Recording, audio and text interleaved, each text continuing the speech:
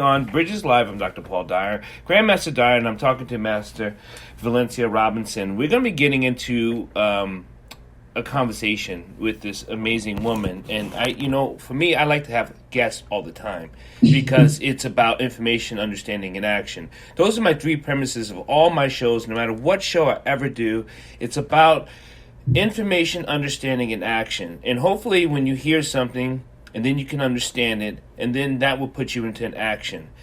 I'm just going to get right into it. Please, Valencia, I'm so graceful and honored to have you on my show, along with all my other guests I've had on the shows, but this is so dear and passionate to my heart because I'm a martial artist, and this is so, this comes to the fabric I think our whole society needs.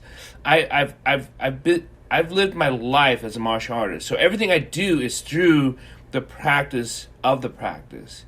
Yes. How I walk, how I open a door, how I open up a can of soup. It just doesn't matter what it is.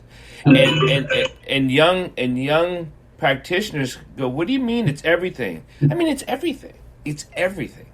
So please introduce yourself to the audience, and then we'll get right into She Heroes and what it has done. Absolutely. Well, my students call me Master V. I'm Valencia Robinson. I've been in the martial arts now 23 years. It's been a fascinating experience. I never, ever imagined me being in the martial arts, especially this long. We enrolled our daughters in the martial arts, and the owner said, hey, I have a self-defense program you may want to check out. Checked it out 2 weeks later, been there ever since. But it's just, like I said, been an amazing experience, but it's been an amazing experience about personal growth. I came in there believing one thing, and as you know, because you've been in martial arts, you said just about all your life, it's really about that personal transformation. So, like I said, it's just been an amazing experience in the martial arts. It's fascinating to me, as the things I do and teach and so on through the education level, through martial arts level, that people still find that martial arts has been doing this for centuries. Yes. We've been doing this since the planet has grown, since we lost our tails as humans. Yes. We've been practicing the balance between consciousness and development and transformation. And now there are these coin key phrases that people are using. It's in these fluff books, right? It's in all these things, and we're like, wait a minute, I've been doing this for a long time, and why do you think the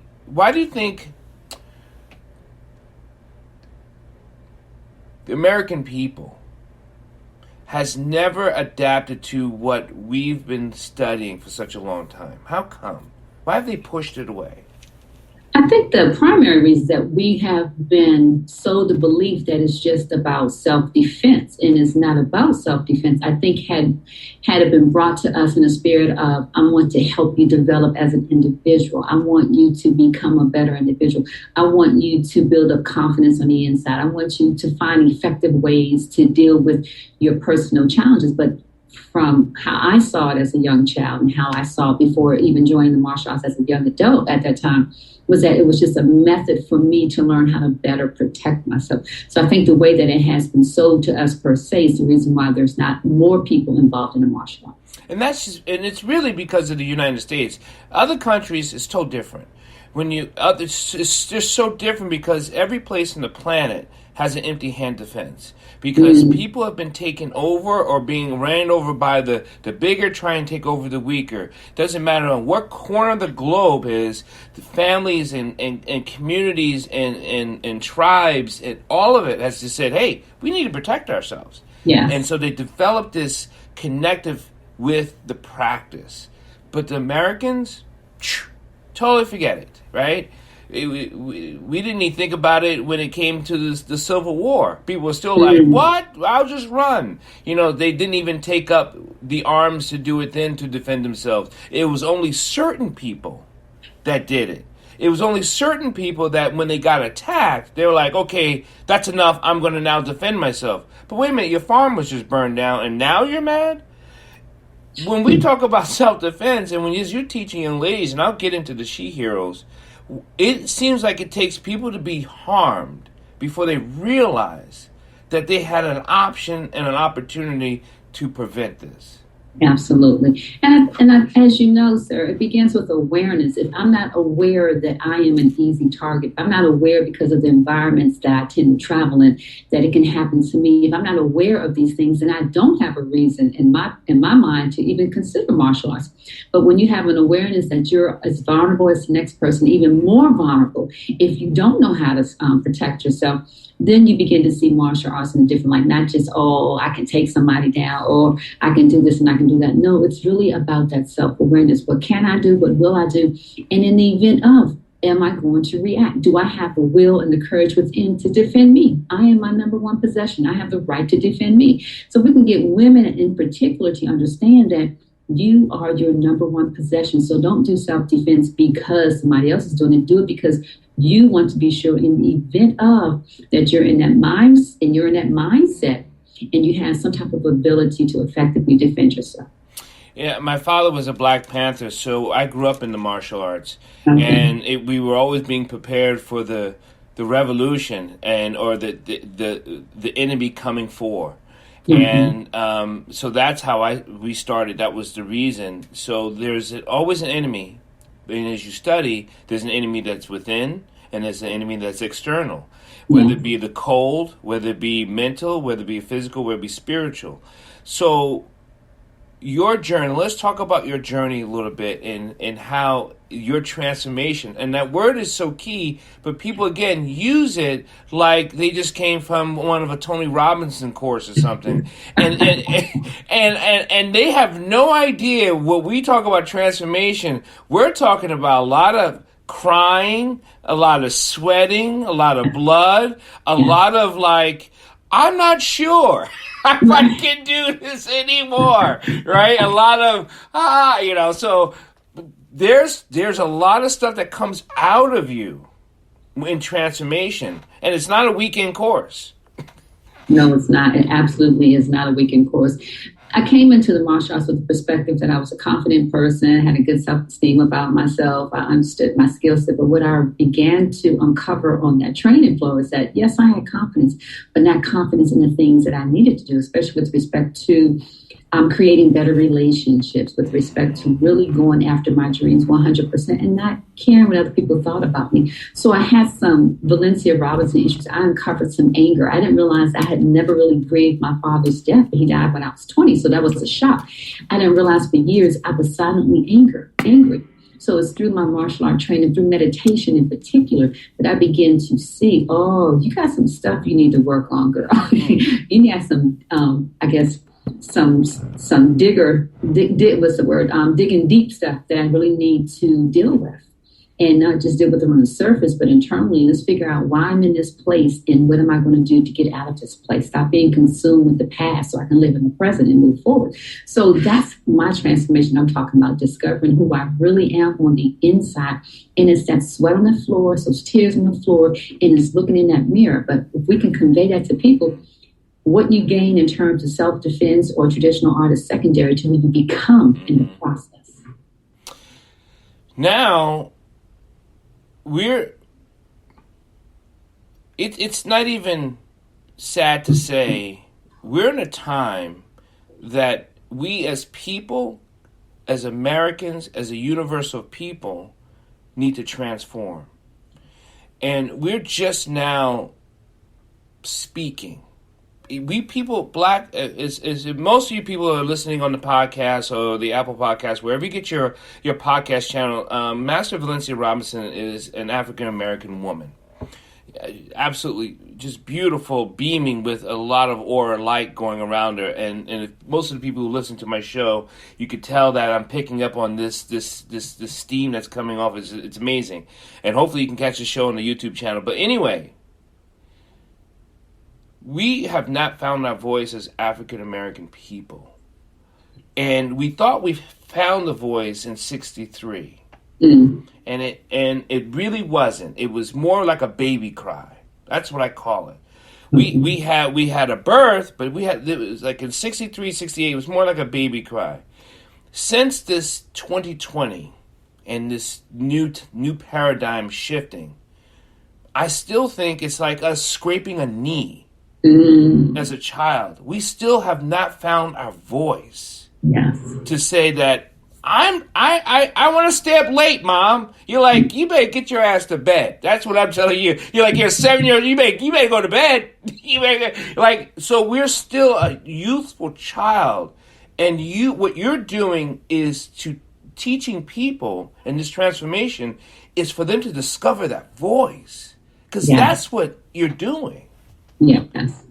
And you said something key. We haven't found our voice, and I think as an African American in researching history, like I know you have, in talking to the elders, there's something that slavery has done to us that we haven't got past, and we won't address it. And I think the best way to address it is to be honest about our mental health. If we can honestly deal with our mental health, I think we will begin to find our voices. I think many of us live in a state of fear and don't even know that we're living in a state of fear. We don't feel validated. We don't feel good enough because we've been told for centuries that we're not good enough. So the question is, how do we collectively come together and deal with our mental health? And that mental health is we stop abusing one another. We stop killing one another. We stop doing heinous crimes to our own, to kids. When we begin to deal with our mental health, I think that we will begin to find our voice. But first, we have to acknowledge it. We won't acknowledge that we need some type of mental health. I want to say going to a psychiatrist, going to a psychologist, going to a spiritual person, whomever can help you get past this blockage that we've created. And I think, like I said, a lot of it is because of what slavery has done to us. It's put us in a state of bondage that we haven't gotten past yet. So how did you clear that bondage in your transformation? When did you realize it cracked in your training? Because I know for me, it was like a large bell going off, and it was just like everything opened up to me. Even though I was being taught from my mom, right, about historical issues, but it did internally crack until, and it was beautiful, but it was painful. Wow. I can't tell you when. I can tell you this, that I think I'm still a work in progress. And my biggest work in progress is that now I look at Valencia in the mirror and say, girl, you know what, you are fine just as you are as a person. I was blessed with parents who kept us sheltered. I mean, I grew up in a military family. We traveled forever. My father finally retired. We settled down in Maryland. But my point is, we were sheltered, and it wasn't until we got older and got to really live amongst people that we were like, oh my gosh, all of this craziness is going on, and you start internalizing this negative behavior. So I won't say that I have cracked, but I will say that because I had strong parents who told us, you're smart enough, you're just as smart as the rest, you can do anything that you want, put your mind to it, that when I got into the martial arts, it just helped me to remove these self-created barriers that I took on. I don't blame anybody for the mindsets that I created. So when I started looking at me and seeing that I am enough, I can tell you I probably was in the martial arts a good 10 years when I finally said, you know what, I'm not hiding who I am in terms of my skills anymore. If you're offended by what the Creator has given me, that's your problem. Mm-hmm. I got to be who I am destined to be. And that's it. And now, and at the age I'm in my 50s now, it's like, well, whatever. This is the inspiration that was given to me, and I'm going to roll with it. You're either with me or you're not. Your passion has been teaching and guiding young women. I have 7 daughters. I have 2 sons. And don't forget about my sons, but I have 7 daughters and now granddaughters. And I also have grandsons. But when I look at, my mother was a martial artist before she even threw a punch, because that's how we lived our life, is in that balanced decree. But you being a woman actually in and teaching, that has to be, because there's not many people that look like me in the martial arts, except for when I was growing up with the Dr. Moses Powells of the world and the puppets and who I got to be able to be with and things. But women, Come on, let's count on. Let's put them in a minivan and drive them around. There's not many, right? There's not many of us. There's a lot, but there's not many in comparison to other cultures. And it's really interesting because my instructor said a long time ago, it's one thing to get a black belt, but you still have to earn the right to lead. Mm-hmm. It's really about character. You know, how do you carry yourself in and outside of martial arts? And none of us are perfect. We all fall short. But where do you stand when most people are looking at you? It's not just when they're looking at you through that glass, but when those doors are closed, who are you, that individual? And I've I guess, garnered the respect of the men as well, because not only have I shown that I have the skill set, but I have the knowledge. Mm-hmm. I have the ability to make you feel good about yourself, because that's how I was taught. I wasn't taught to be beat down. I was taught to be lifted up. And that's been a blessing with my instruction. Yeah, and that is the difference of how actually black people learn and then how other cultures learn. We learn to lift up.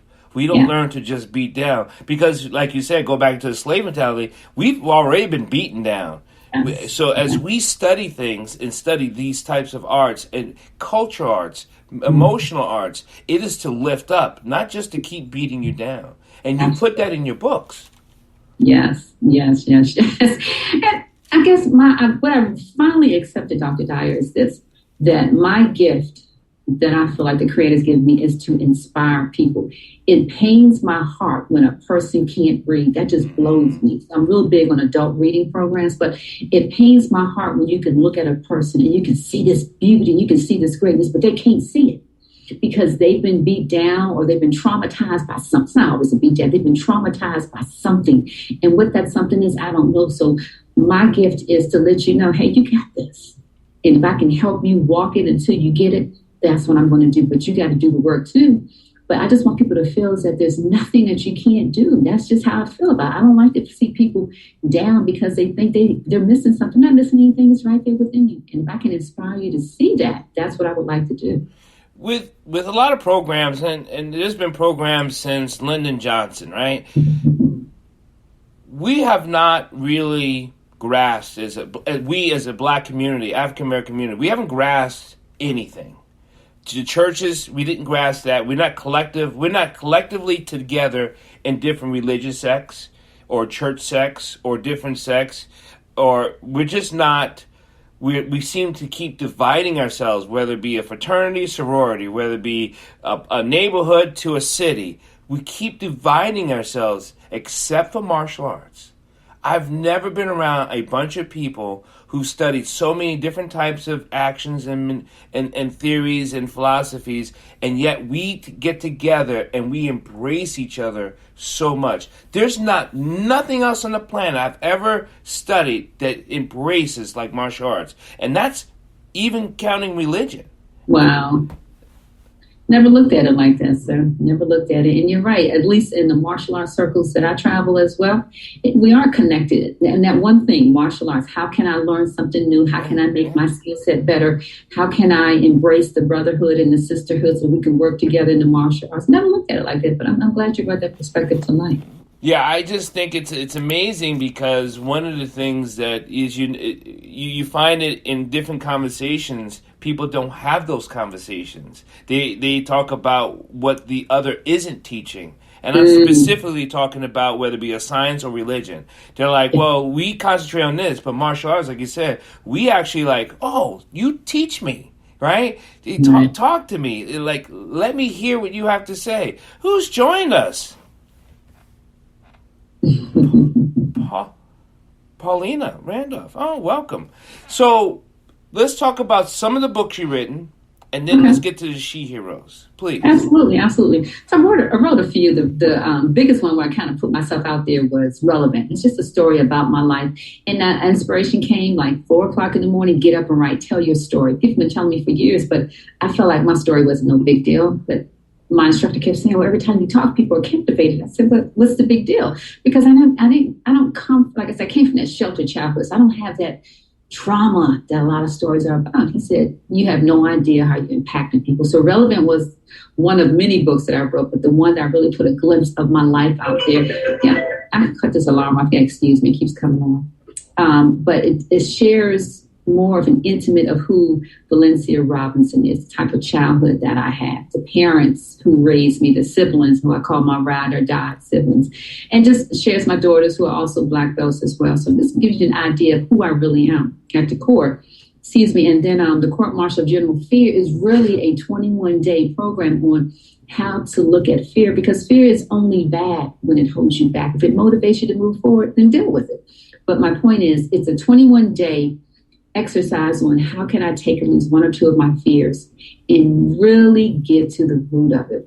What put me in this state? Am I still that little girl or that little boy living in the past? So that's what the Court Martial of General Fear is about. And then my latest is the Sheroes who look like us. That's one with the other 14 black belt women. Another inspiration. Get up and write a book about black women in the martial art. Oh, I said women of color, but it could have been my Latino sisters, whomever, but whoever brought themselves to this project, I should say, Albert Sanctum Spirit guides us.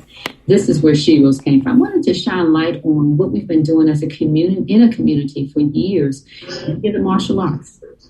And tell us some of the stories that were written in this book that just stuck out. Because you have the book, you better have that book next to you. You have the book next to you, you better show it. There it is. I'm going to send you a personal copy as soon as I get some more in. Absolutely. I appreciate it. Oh, my gosh. One woman who I call my mentor, Master Shakira Sabor. I love that woman. She's like a big sister to me. Yeah. But her story of growing up in an era where Jim Crow was real, very obvious, very bold. And some of the things her parents told her to keep her and her brother focused, and how I don't want to steal the story, but how her and her older brother kind of connected. It was because of him and her husband that got her involved in the martial arts. And then another sister, Grandmaster Odette Russell out of New York, who for a second allowed the streets to run her. And then she woke up in 12th grade like, oh my gosh, what am I going to do? Who wants to accept me in school? And then there's Guru Lakia, who's a little sweetheart, who's an educator, whose family saw her as the prima donna. But if you met her and got to know her, you would say, you're a little prima donna. You're so nice. You're so down to earth. You're so genuine. So there's some really interesting stories. Contra Mesta, Amazonas, the highest rank female in capoeira in the Eastern United States. Right. And then this lady sensei. So there's some great stories. And Grandmaster Deirdre Cole, I don't want to name everybody, but these women have some phenomenal stories, some challenges that they've gone through. Dr. Gurman, who's in South Carolina, her homeless state. So there's some women who've overcome some stuff that I could not fathom, but they got through and they pushed forward, and they're here to tell you that the power lies within, not without. So that's another blessing about being in the martial arts. You discover where your power really comes from. So I want, whether people know it or not, there's still a lot of animosity for women in martial arts, not from Black America, but from America per se, that still doesn't take you seriously. Is that just a racial issue because you're a Black woman, or is that just because they don't believe in the skill set you could have as a Black woman? What do you think it is? Because it only comes from certain types of, it doesn't come from martial arts, and I will definitely say that. Black, white, Latino, doesn't matter. It does never come from a martial arts. It comes from outside of the rear window or the long view look. Right. I think in any profession you're going to have haters. I always think about the traditional sports, football, basketball, and that the people that are usually hating, if you accept that word, are the ones who have nothing to do with the sport. Right. Who have no idea what you've gone through to get to where you are. So they don't see the validity in it, but they judge it. So how can you judge something that you've never done yourself and or you didn't complete it? So you can't come to me and say, well, I did the martial arts. Well, did you do the whole martial art path? Did you make it to black belt? And there's no conversation you and I can have because you have no understanding right. of basically the black belt. You have no understanding of Warrior Night that really decided I was going to even get my black belt. So it's not a conversation. I don't entertain it because I know where my blessings come from. And if you want to hate and talk about Black women in martial arts, that's your small-mindedness. I got bigger things to work on. Some of the things that you've overcome, not for your personal self, but in your teaching to teaching other women. What are some of the things, those barriers? I want you to talk to the women that hasn't gone through courses that hasn't stepped in through the dojo or through the room and said, I'm ready. Right. Let's talk to them to get them through the door, because my next step is literally going door to door. Oh, right. Because I'm so sick of people being not prepared. It actually it hurts my soul, because I'm walking down, it doesn't matter where I am, riding a bus, riding whatever. I look at people and I'm like, they're not ready. Oh, they're not ready. And I'm like, God. And then I'm thinking, do I need to protect them? Because it's coming, and if something happens here, I got them. I'll make sure I move them over here, because they're just not ready. No, and it's amazing that women, even in this violent society that we live in today, across the globe, the World Health Organization said that in a woman's lifetime, over 7 million women will be violently assaulted. Absolutely. So if I know that statistic, why wouldn't I take a self-defense course of some sort? But to answer your question specifically, get them to understand that we're not going to harm you. We're going to teach you to become more aware of your surroundings. And that if I can become more aware of what I'm willing to do, what's going on in my surroundings, in the circles that I'm in, then at least I help to remove myself from the opportunity to let them know that they can do it. You don't need our certifications to learn how to effectively defend yourself. And that it's okay. It's okay to say no. It's okay to say, I will fight for me. It's okay to say, I will fight for my family, because I am special. So if we can get you to understand that you matter, not me saying it, but that you internalize that you matter, and that the taking self-defense is for your benefit, then you'll consider at least going to somebody's school to learn something effective to use in the event of. Because your husband is not your security. He's not going to be there 24/7. The police are not there to protect us. They're there to uphold the law. And predators have rights too. So you need to be in the mindset that you are worth it. Make you a priority. I want people to hear me when I say this. I'm going to say this as delicate as I possibly can. I've never met a martial artist woman that I have talked to in an abusive situation. Ever. What I mean, it's not a person who took a class or two. I'm talking, I've never met a martial artist that's a woman that's ever been abused. Well, I'll say this. I do not know any martial art women, especially black belt women, that are currently in abusive situations. But I do know black belt women who have been in abusive situations who came to the martial arts.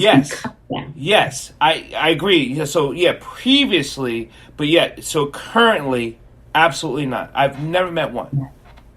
No, not at all. Not at all. Because when you begin to take back your power, when you begin to see that you are valued, when you begin to use your voice, and your voice is your skill, whatever gift you have been granted, when you begin to see that you matter to people that you will never meet in your lifetime, then you will recognize that nobody has the right to sit there and beat you down, whether it's physically, emotionally, or mentally. You are in control of that. With programs and teaching, door to door, knocking on a door, sending out flares, flying planes, what is the next step we can do to get these women awakened and aware? To say, you have it. Because I tell you, unless I'm starting to go door to door and be like, hey, are you in a program? Well, you need to come on. And this is male or female. And so it's to me, it's both. But specifically talking about women, what's your next step of getting them through a door? And it doesn't have to be your door. It has to be anybody's damn door. Somebody's door. You gotta get there. Right. I think the one hesitancy is that because men tend to be the predators of women, it's kind of hard to trust for a woman that's been abused that this man's going to teach her how to take care of herself, especially when her mind keeps going back to that man that was abusing her. Yep. So I think it's going to take more of us females Yes. To at least get them in the door. I agree. Where the men can teach, where they feel safe and secure with these men who are respectful and treating them like they should have been treated all along. So I think it's going to take more women, whether you're a black belt or not, but more women in the martial arts saying, hey, come on, you got to come do this. Even if you do a month of training, you got to see your value and why I want you to come get this training, because you matter to me. That's why I'm so excited about having you on my show, is because I want people to see the sheroes, right? Because one of the terminology of a fraternity I belong to is what they see they'll be. And if they don't see you, they'll never understand to be you, that they could be you. You know, I mean, even if it's a comic book hero, there's not many until Wakanda that we saw a black woman that had some, skills. We were like, oh, go girl, right? And I touch on that a little bit in Sheroes. I talk about the warrior women in antiquity and their boldness, their courage, their skill sets. And then I bring it to the United States, so I give them a glimpse of where we came from. Mm-hmm. And you can go do the in-depth research on your own, but the point was I wanted you to see we didn't start here. We have a rich history as combative martial artists, women leading armies. So they got to see themselves in it. So that's the purpose of Sheroes. I want you to see that how you look, I look, the color you have, I have, there's challenges you've gone through, somebody in this book has gone through it. So you're not alone. You are not alone. How many books have you written so far? Oh, wow. It's over like 16. My very first one was The 5 Senses of Color. And it's not about senses, about people and accepting people. So that's my very first book. I hope you never stop writing. And that's the prayer. I'm a writer myself, but I haven't written 16. I write a lot of journals, though, like health journals and neuroscience journals, but that's different than, because I've only written 7 books. But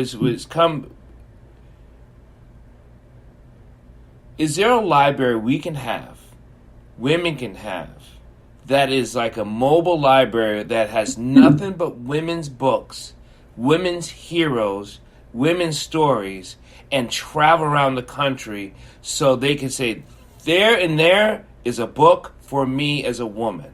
That would be great. That would be great, wouldn't it? That would be awesome. That's a great idea. I have a family member who was thinking about doing a mobile library.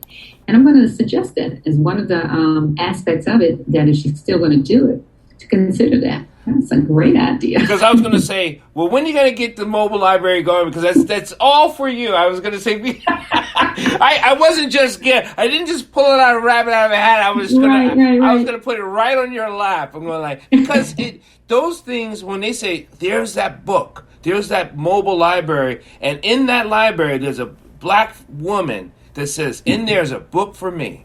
Yes, indeed. Yes, indeed. So I will definitely consider that with that family member of mine.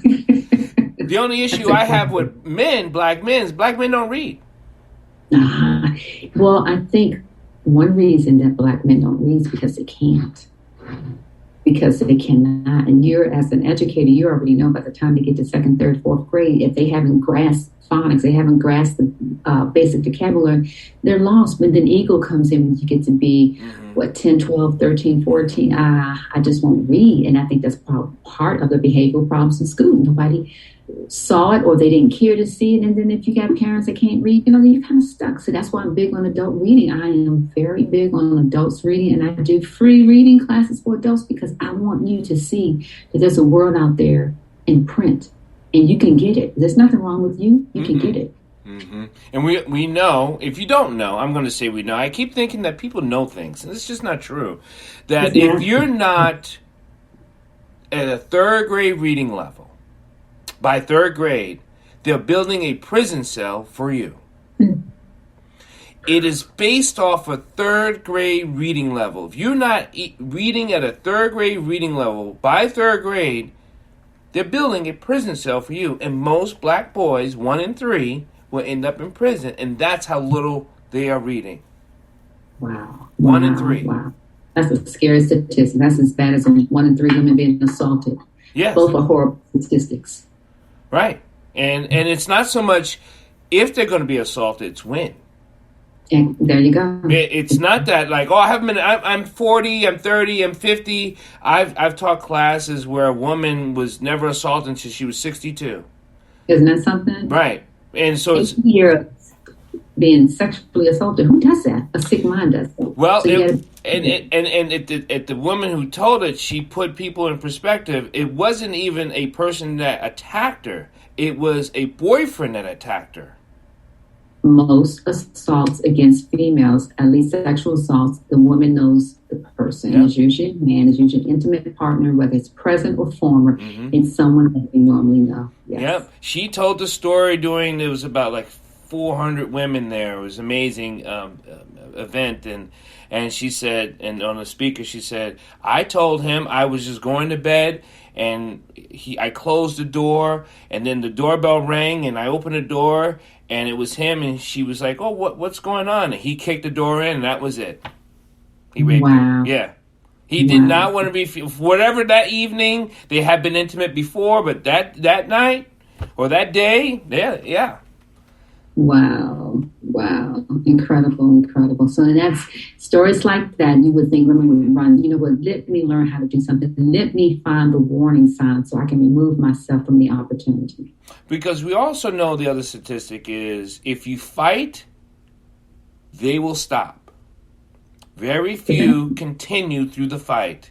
But if you put up a fight, that person will stop. Except for that 2%, and that's that stalker person, and you're gonna have to kill him anyway because he's been watching you for a long time anyway. And by the time that stalker person, they say there's 1.5 stalkers to every woman in America. There's actually a stalker for every woman in America. There's 1.5 that someone's watching you or like you from afar or knows your habits but when they meet you, they're putting themselves out there.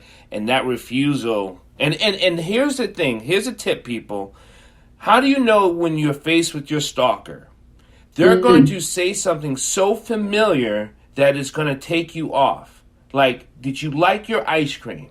Like, how would you, like, instead of asking you, like, how would you know I had just had an ice cream cone?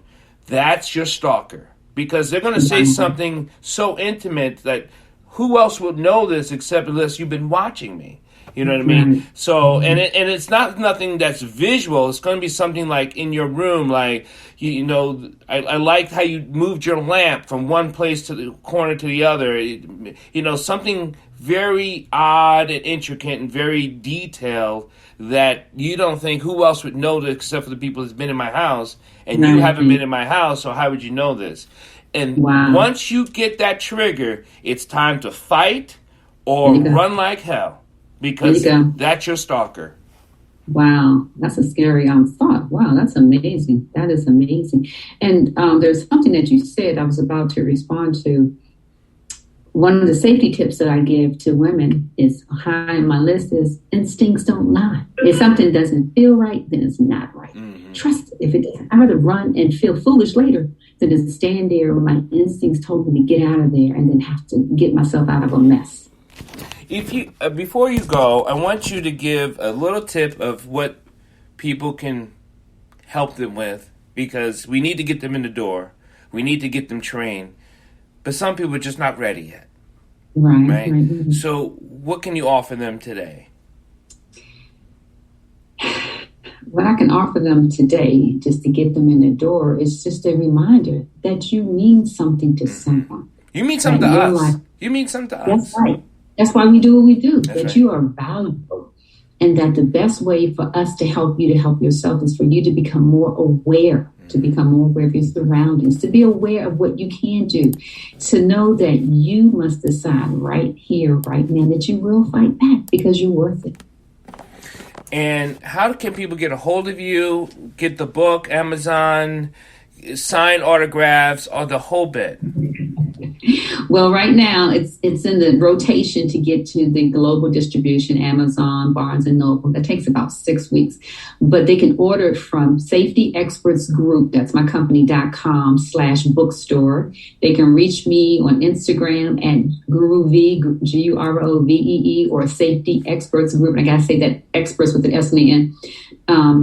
Or again, the website again is safetyexpertsgroup.com/bookstore to get the book. So explain to the non-martial arts, what's guru? Guru is a Filipino term for black belt, for instructor, basically just instructor. So we use guru for our art because we're a Filipino-based martial art. Yeah. So thank you. So do you have your knife near you? I hope you better have a book and your knife. Where's your knife? My book, at least. I'm in my secure place right now, so I'm carrying my knife in my head. And Dr. Dyer, I want to thank you again for having me. It's truly an honor to speak with you. Anytime, and I would love to have you back on and have this continuous, because I think we need to keep beating the drums. And as long as we beat the drums, and hopefully someone's come out and start dancing with us, so that's a great thing. I would like for you to invite your sisters of the book to come on one night, and one day. This way we could just have a talk about the book and the what's and just about. Let's talk about women in martial arts and have that collective round table. I could be the fly in the room. I could host it, but it'd be great to have you on the show.